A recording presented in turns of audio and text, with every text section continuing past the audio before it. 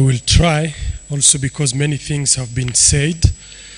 I will start by recommending again this book for many reasons, but particularly because it answers for me to a question that have been characterizing many times the thoughts of many people inside and outside the church.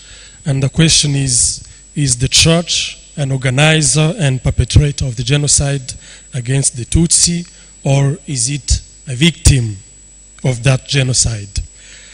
Reading the things I read in this book, I think I found not a simple question, not a simple answer, but an openness to the answer and to the mentality that also accusing is a way of running away of some responsibilities instead of taking one's responsibilities, as it has been said.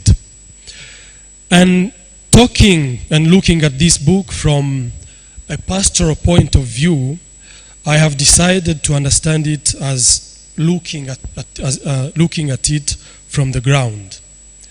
Because yes, theology can also be done, or can be done taking things from the ground, not only from important libraries and universities and good books like this one. Because theology is theos logos, which means what is said about God. So theology is done, can be done by everyone, even those who claim themselves to be without God or without faith in Him. And theology that is done by scholars many times tries to find and give answers, while theology that is done by people from the ground and from concrete situations is made mainly, in my opinion, by questions. Those questions, the one I have chosen, the Cardinal has talked about them very clearly. Where is God in this particular situation? Who is He? How does He act? How does He intervene? How does He react? Those questions, when they come from dark events like a genocide, they even become not only questions, but complaints and protests. Where is God when man does wrong? Where is God when innocent people suffer? We have talked about today being the feast of the innocent children of Bethlehem. And that is a question that arises from the concentration camp of Auschwitz, but also here in our country, when we think about the genocide against the Tutsi, when we commemorated, you all know the song, Mana Warurihe Tirjajihe. That's a question that comes. Where was God and why did He let it happen if He is a powerful God, an omnipotent God? And coming back to the book, Father Michel has talked about his contribution, talking about the temple of God and talking about the churches as houses of God and the people. Those people, and even the Cardinal talked about it, those people who have found refuge in churches during the genocide and who came out of those churches with different approaches about the experience they had. Those people were mainly believers, and they went to seek refuge in churches because they believed in the sacrality of the temple of God.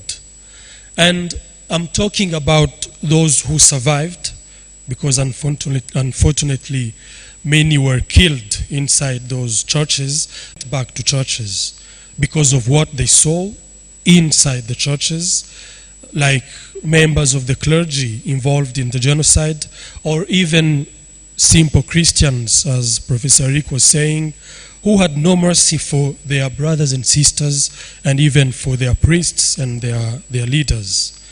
Yet, all of them were sons and daughters of the church. Some who survived hiding in the churches say they no longer believe in God because he didn't protect those who were killed in his house. But these ones, as the Cardinal said, Rwandans, we can't help but believe in God.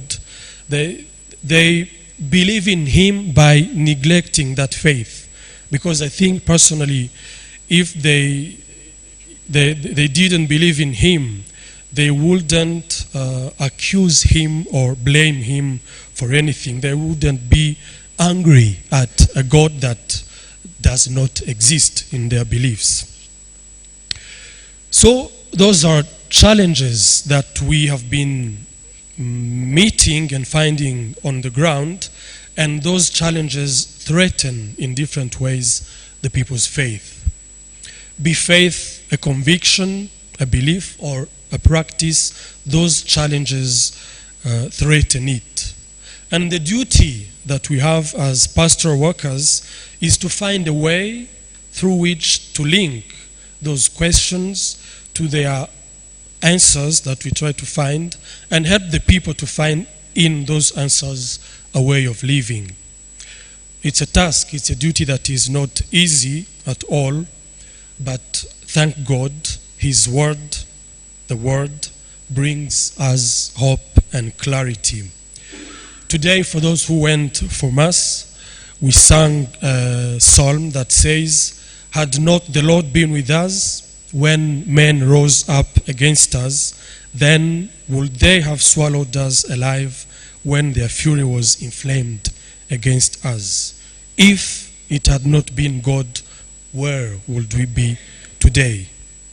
So it's not about God being absent or abandoning his people, but it's about men and women turning their back to God and rising up against their fellow brothers and sisters. It's not about the church being guilty or victim, but it's about her children being faithful or not to their mothers' holy teachings and guidance.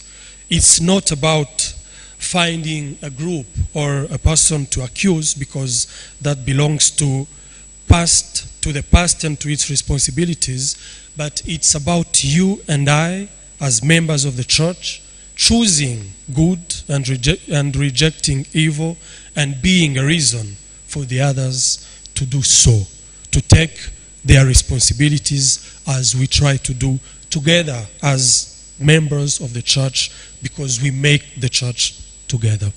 Thank you. Urakoze Muhire, shimiye Zaburi twibukije tukubwira ko umwanzi Imana itaza kuturengera, umwanzi wacu ngo aba yaratumize bunguri. None rero reka dutega amatwi nyicyo ya Musenyeri nawe atubwire uburyo abona iki gitabo bijyanye n'umurimo w'ikenerabushyo arimo.